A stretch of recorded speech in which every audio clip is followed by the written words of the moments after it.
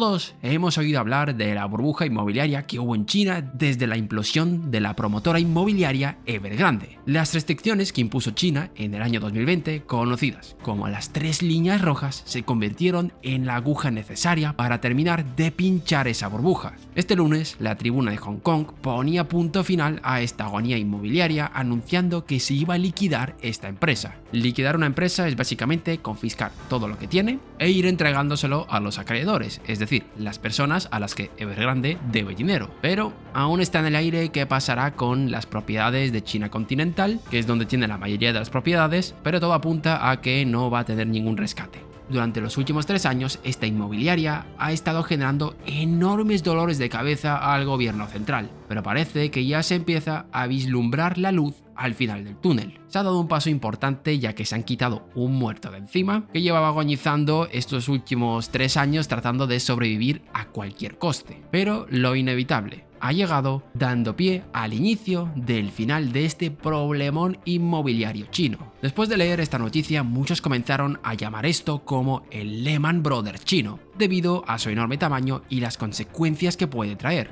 Y la comparación puede tener sentido, pero no. Hay bastantes diferencias con Lehman Brothers y hoy lo vamos a ver. Pero antes, como podéis ver, efectivamente, hoy me llegó la placa de los 100.000 suscriptores. No sé si se ve correctamente bien, no me encuadra bien. Nada, pues gracias a todos por hacer esto posible. En el canal secundario os avisaré en la ventana de comunidad. Habrá un vídeo del unboxing y el famoso preguntas y respuestas. Y venga, ahora sí, no me enrollo más. Poneros cómodos, que empezamos.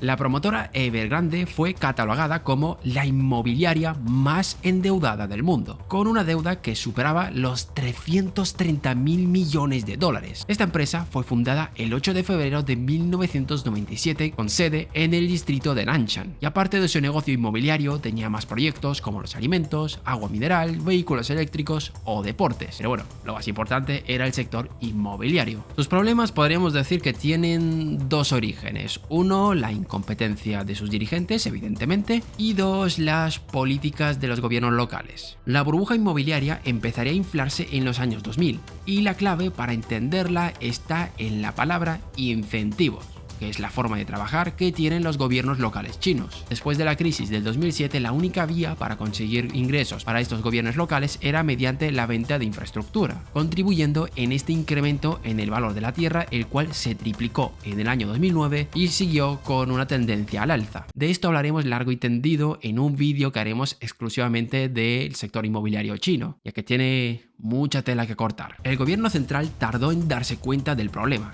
En el año 2018 intentó desalentar a estos gobiernos locales, avisando que en caso de problemas no rescataría a los acreedores, es decir, que aquellos que prestaban a estas empresas no verían ni un duro en caso de que quiebren. Tenían la esperanza que con este aviso sería suficiente para desinflar esta burbuja, pero no sirvió de nada. En el 2020 se puso más duro con sus políticas e impuso la regla de las 3 líneas rojas, donde ya empezó a exigir una serie de condiciones relacionadas con el efectivo que podían mantener una empresa, el capital y la deuda respecto a los activos. Esta medida fue la que tiró abajo este castillo de naipes, con Evergrande como el gran protagonista, que incumplió las 3 condiciones en el año 2021. Y podemos considerar ese el momento del pinchazo de esta burbuja. Y esto de aquí es algo que a muchos les genera confusión. ¿Cuánto tiempo va a estar así el sector inmobiliario? Parece que lleva quebrándose cada 2 por 3 desde hace 4 años. Esta pregunta surge de una confusión. Es que cuando hablamos de burbujas todos tenemos en mente la de Lehman Brothers o la famosa burbuja de los tulipanes y pensamos que todas tienen que desinflarse de un año para otro generando un colapso en la economía. Bien, no es así. Estas 2 crisis que tanto se nos vienen a la mente son la excepción y no la norma. Este tipo de crisis suelen ser más lentas y no tan vistosas, ya que no vemos caídas abruptas de PIB de un año para otro. Por eso la mayoría de esas crisis no se nos vienen a la mente. Por poneros algunos ejemplos, la crisis japonesa duró del 86 al 91, la de Austin, Texas duró del 86 al 94, Houston del 83 al 98 o Corea del Sur, que duró desde 1998 hasta el año 2010. 2006. De la única que habréis escuchado hablar es de la japonesa, del resto seguramente no sepáis nada. Esta crisis inmobiliaria china va por el mismo camino.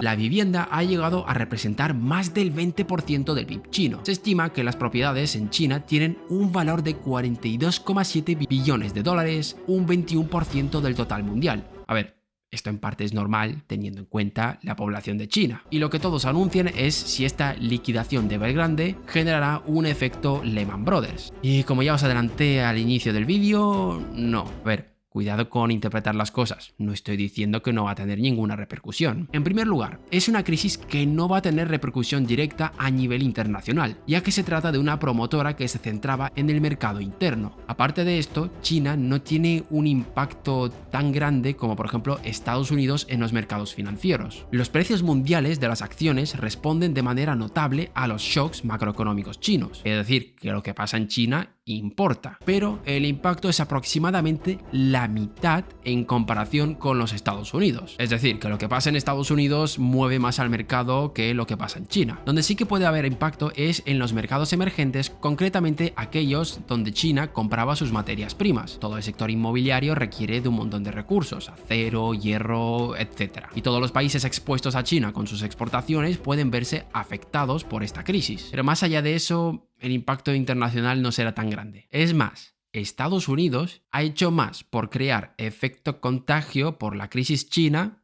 que la propia China. Me explico.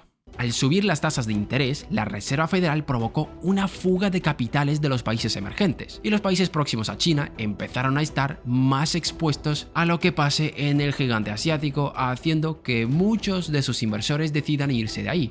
Vale, bien. A nivel externo no tiene ninguna repercusión o tendrá muy poca repercusión.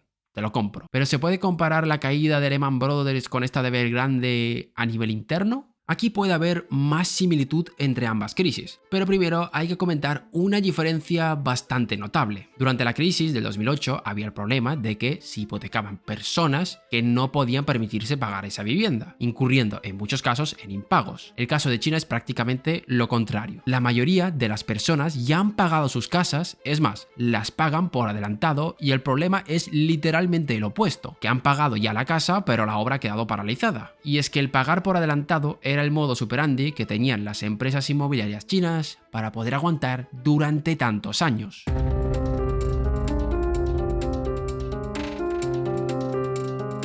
El problema principal del modelo de negocio de Evergrande y de otras tantas promotoras inmobiliarias es que seguían el siguiente esquema. Anunciaban el proyecto, se endeudaban a corto plazo para poder conseguir financiación, vendían algunas por adelantado para ir pagando esta deuda y repetimos el proceso. El problema de endeudarte a corto plazo es que tienes que conseguir bastante liquidez y en un sector como el inmobiliario esto es complicado. Por eso empezaron a vender las propiedades antes de tiempo para poder pagar parte de esta deuda. Y los problemas de Evergrande no solo eran esos, había otros tantos proyectos donde metieron bastante dinero. Por ejemplo, Ocean Flow Island, un proyecto valorado en 15,5 mil millones de dólares, un proyecto para construir islas artificiales. Después, un negocio de coches eléctricos valorado en 7 mil millones de dólares y unos cuantos más. También tenía otras operaciones de lo más cuestionables, como tapar déficits con inversiones en empresas minoristas. Vamos, que muy bien dirigida no estaba. Y como os hemos adelantado, Evergrande no es la única empresa con problemas, pero sí que es la más tocha. En pantalla estáis viendo una lista de empresas que presentaron también problemas de impago, aunque no tienen una deuda tan colosal como la de Evergrande. Por tanto, aquí sí que podría haber un parecido con el caso Lehman Brothers, pero es que esto no es algo exclusivo de la crisis de Lehman Brothers. El efecto contagio es algo que ha ocurrido durante siglos, no se inventó en el año 2008.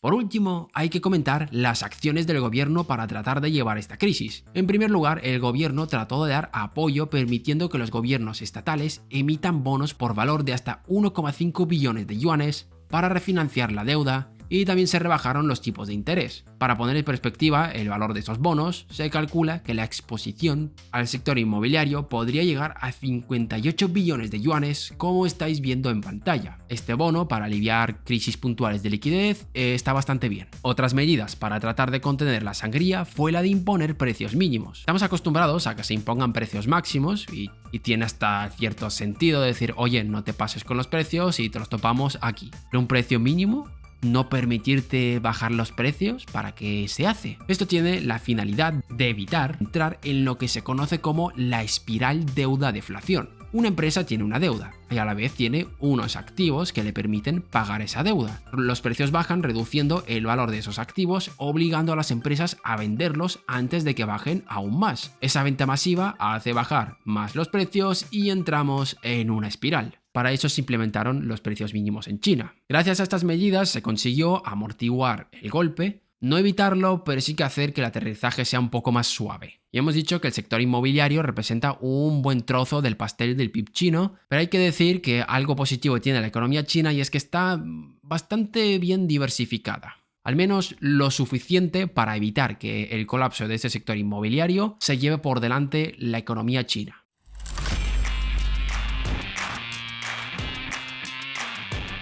China está apostando ahora por las nuevas tecnologías y el sector inmobiliario deja de tener tanto peso. Si miramos hacia dónde va el crédito, observamos que este cada vez va destinado a manufacturas de alto valor añadido y cada vez menos a la construcción. Este punto y final a Evergrande supondrá un problema para todo el sector inmobiliario chino y seguramente muchas empresas irán detrás de Evergrande. Sí. ¿Será el final de China?